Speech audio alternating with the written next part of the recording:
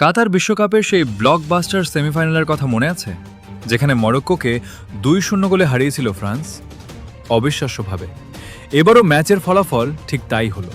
কিন্তু স্কোরের মিল থাকলেও এই ম্যাচের ভেতরের ড্রামা আর গোলদাতাদের গল্পটা ছিল একেবারেই আলাদা।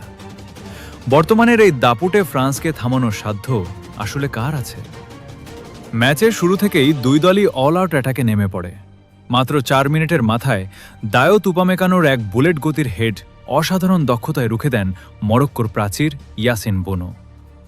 এরপর 25 মিনিটে আসে ম্যাচের টার্নিং পয়েন্ট।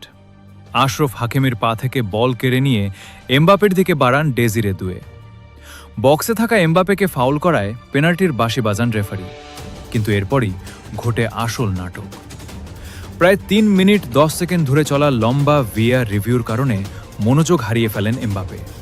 ফলাফল, ক্যারিয়ারের অন্যতম দুর্বল এক পেনাল্টি শট নিয়ে বসেন তিনি, যা সহজেই আটকে দেন বোনো। প্রথমার্ধের ইনজুরি টাইমে লুকাস ডিগনের একটি শট পোস্টে লেগে ফিরে এলে প্রথমার্ধ গোলশূন্যই থেকে যায়। তবে দ্বিতীয়ার্ধে ফরাসিদের আর আটকে রাখা যায়নি। মাত্র 4 মিনিটের এক বিধ্বংসী ঝড়ে খড়কুটোর মতো উড়ে যায় মরক্কোর ডিফেন্স। প্রথমে বক্সের ঠিক বাইরে বল পেয়ে নিখুঁত কাটেন শটে গোল করে ডেডলক ভাঙেন কিলিয়ান এমবাপে। এই ধাক্কা মরক্কো সামলে ওঠার আগেই আবার আঘাত। এবার এমবাপে নিজের দিকে মরক্কোর ডিফেন্ডারদের টেনে নিয়ে পাশ বাড়িয়ে দেন ফাঁকায় থাকা উসমান দেম্বেলের দিকে। ঠান্ডা মাথায় ডান পায়ের নিচু শটে বল জালে জড়াতে কোনো ভুল করেননি দেম্বেলে।